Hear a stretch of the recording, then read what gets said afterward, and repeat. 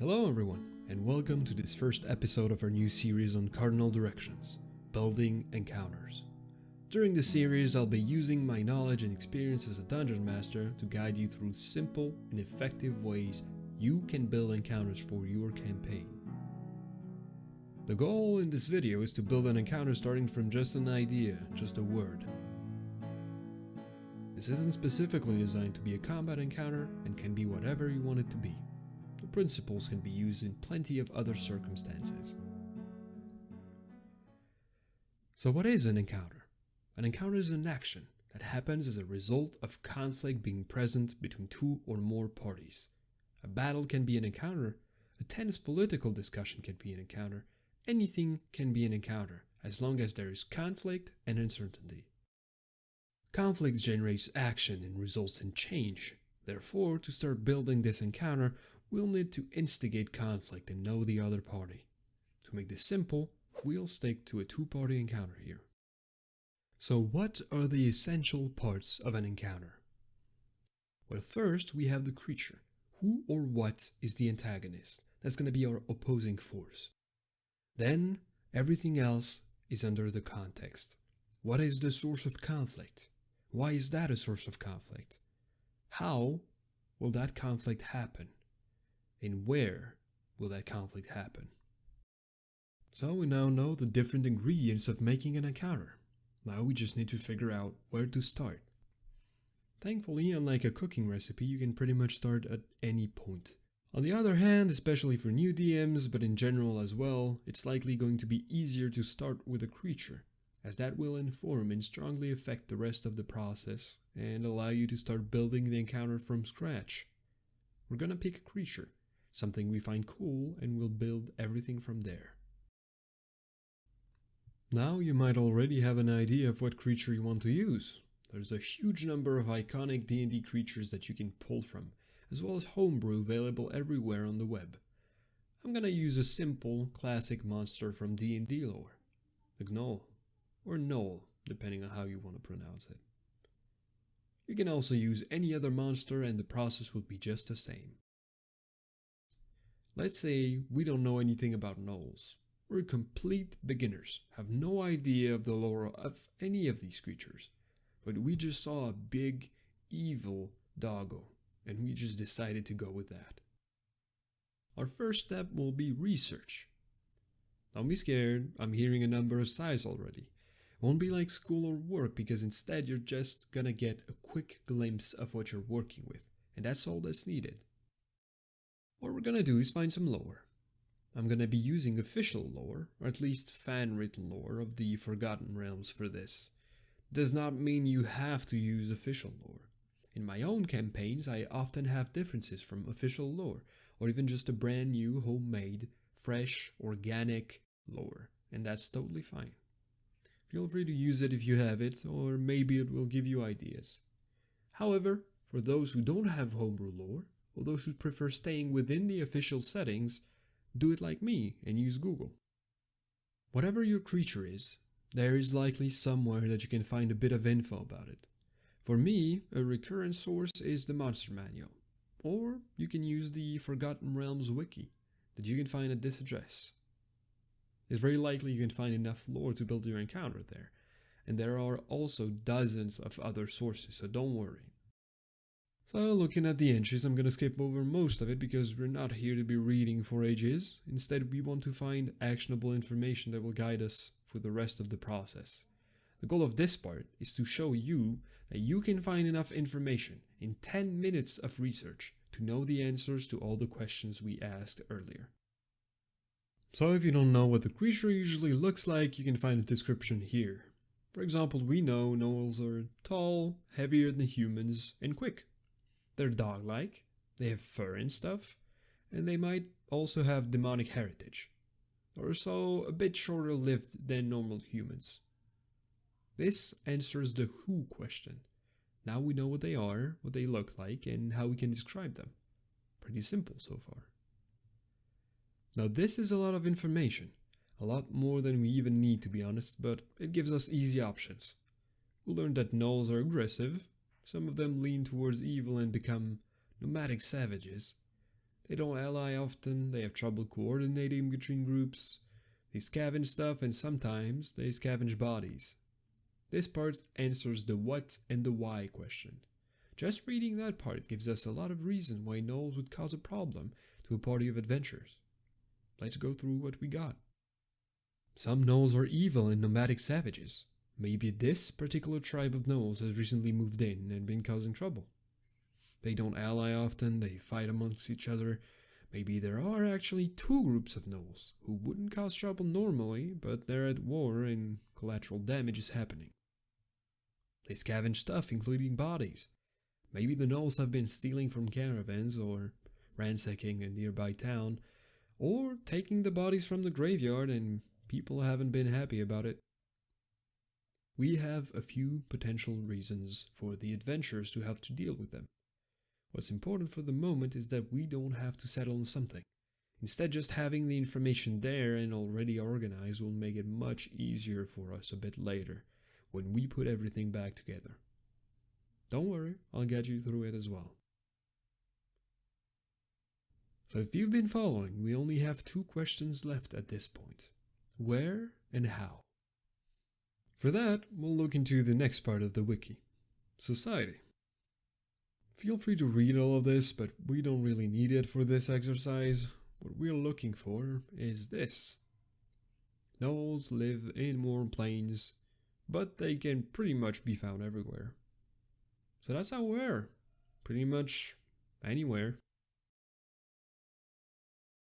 Alright, we have all the information we need. Let's go build that encounter. But wait. If you've been paying attention, you'll remember I said we needed the where and also the how. Well then what's the how? Well, this is one of the lessons I'm trying to teach in this video. You don't need to answer everything, because a lot of it will be answered by logic and new ideas that will come to you as you're doing it. Currently we have enough information that we can figure out the how based on the other ideas we have. So let's fill out the form. Make it easy, right? We're going to use vague pieces of information that we gleaned, and later on we'll make it more precise. That way we have an understanding of what we're building with before we start putting details in. So we know the who, and now we have ideas for the rest. For the sake of simplicity, let's just pick a piece of information at random from our what section. It's better if you choose it for a reason, but if you really don't have an idea, just do it at random and everything will work out just fine. So, boom. They don't ally often and have trouble coordinating. Alright, now we did learn that trolls fight for dominance as well, so what is the problem that caused the adventurers to be in conflict with the Gnolls? Well, what if the conflict of the Gnolls is affecting other people? Maybe they're fighting over civilized lands and damaging the lands of the farmers there. Or they're pillaging nearby villages as they're fighting to get food and supplies. Here, finding a reason why there be conflict with the PCs is easy enough. The villagers probably aren't happy about being raided. That's our why.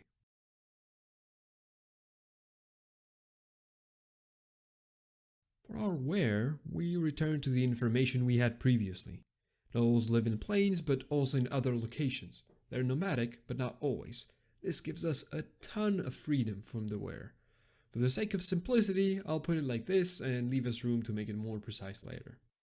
So finally, we arrive at the how, the most versatile and the one we didn't touch on yet. At this point, just like for the where, you should have a number of ideas for how the players get to interact with the Gnolls. Let's go over some really easy ones really quickly. Idea 1. Gnolls are duking it out for the control of a territory. So what if the players stumble upon a skirmish? Maybe one tribe is ambushing the other and the players arrive just as that's going on. Idea 2. We know they scavenge stuff. So what if the players arrive at a village only to find out that it's currently being ransacked by Gnolls? For a third possibility, we know Gnolls are very aggressive and showing dominance is important to them. And we know that they like hunting. So what if the players find tracks of a wounded creature and following those leads to a group of gnolls that is feasting on it. Knowing players, I give this a 94.5% chance, repeating of course, that someone is spotted and does something stupid, and eventually a fight breaks out. So there we have it. Our beautiful structure, simple, vague, perfect. Now we just need to replace vague stuff with precise stuff, but we have an idea of what's going on. So I'll just choose one of the options whenever we have multiple. Let's go from top to bottom. First of all, let's find a good Gnoll tribe name. We'll need two actually, one for each tribe's Gnolls. If you have ideas of cool names, or there are some in your setting already, go ahead. Otherwise, it's research time. Alright, I figured out two names. The Bloodroot clan and the Burnt Tooth clan. I just pulled words out of my ass, put them together and tried to make them sound cool, so don't worry too much about it. Let's try and give them some identity, some flair that'll make it easier for our players to identify them and also make them cooler. Nothing complicated, just one trait that differentiates between the two of them. Something with bloodroot. How about they eat bloodroot? Which is a plant now. It exists, it's red and it's a root, and because they eat bloodroot, they have red teeth and red lips. That's a cool visual way to differentiate them. How about something for their culture that's different? Well, maybe the bloodroots kind of puts them in a rage-like state, where they're more bestial and focused, more powerful, but also more feral. So in combat, if things turn out badly, they might eat some bloodroot at some point and go into a rage or something of the kind. Alright, that's pretty good. We got a few factors that we can play with. Onto the Burnt Tooth clan. How about, because I wrote tooth singular, they have a relic. That's the burnt tooth of something that's important to them. Maybe it's the burnt tooth of a former chief? Nah, need something cooler. Let's say they're great hunters and they defeat a large drake at some point, and they use its teeth as weapons. But they're burnt looking because it's a drake. Yeah, that's good enough for now. One thing I want you to keep in mind is that we don't have to find amazing ideas for everything, especially at the beginning of the process, but even towards the end. The players probably won't see most of what you do here, hence why you only need a basic idea to be able to play with it during the game. Of course, if you have better ideas, go for it, but the most important part is that you have a basic understanding. You don't need a 10-page backstory for your Gnoll clan when 2 lines suffice, but feel free to go for it if you enjoy. Here I try to keep things simple, as you've seen. So context is easy, we just figured that out earlier. They're fighting for territory. Why is that conflictual? Well, at this point you can see that some of the questions start getting redundant. That's a good sign, because that means we have figured them out through other questions. And that's exactly what we want, to make the encounter feel cohesive and to make our DM brain work. We know there's a reason everything is that way, and it makes sense in the world, and so it will make sense to the players. So for that section, we'll just fill out what we filled out before. 2 tribes are against each other. The locals are against the 2 tribes taken in the crossfire, unfortunately. At this point, you can also replace the locals with whatever city or village or town the party's nearby, or whoever gave them the quest hook, or whoever they would meet after the encounter, maybe some prisoners or something. Just whoever fits the best. For the how, I like the idea of the ambush, so we'll keep that one. Let's even say, because that could be interesting and I had an idea, what if the party's ambushed by Gnolls as they're traveling? We know that the Burnt Tooth clan are good hunters, because we established that earlier. However, there's a twist. The ambush wasn't meant for the party, as the Gnolls were waiting for the Bloodroot clan members. The party gets ambushed, everything starts going down, and eventually another party of enemy Gnolls, this time the Bloodroots, arrives and adds to that mess. Easy enough. Though again, if you don't have a good idea, just stick to whatever you figured out before. Doesn't have to have a twist, so maybe the party just gets ambushed. You decide what you think would fit your story best at this point. Do you think your players would care about the war between the two Gnoll tribes and want to involve themselves into it? In which case you'd flesh it out a bit more. Or is this just a passing encounter to introduce Gnolls in general and you want to keep it simple? You do you. You've got enough to work with at this point. Finally, our last question. Where does this happen? Here, once again, we have options.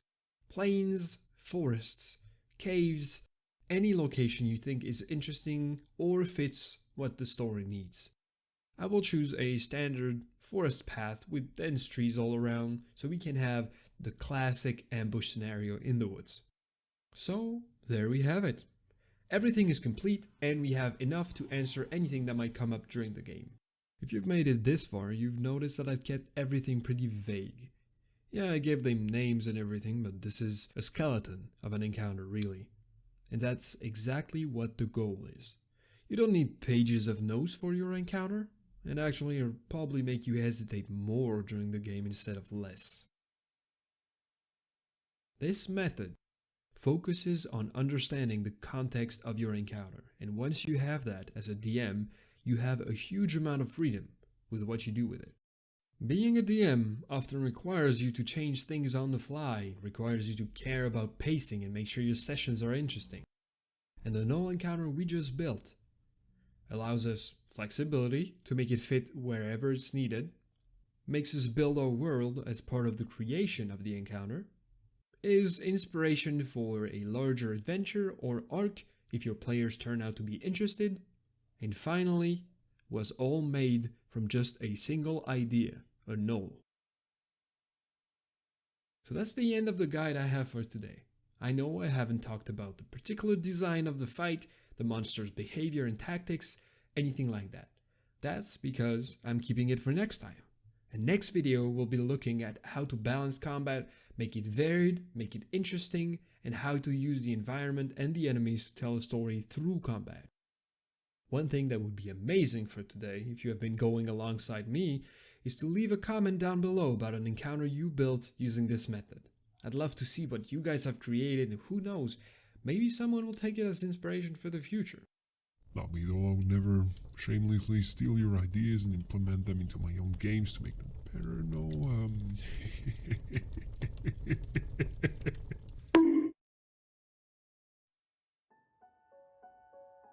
As always, if you liked the video, click the like button, subscribe, and ring the bell so you don't miss any new videos. And please comment underneath if you have any suggestions or have any questions. I read every single comment and I'll do my best to answer them all. This was Axel. Thank you for watching, and I'll see you guys next time on Cardinal Directions.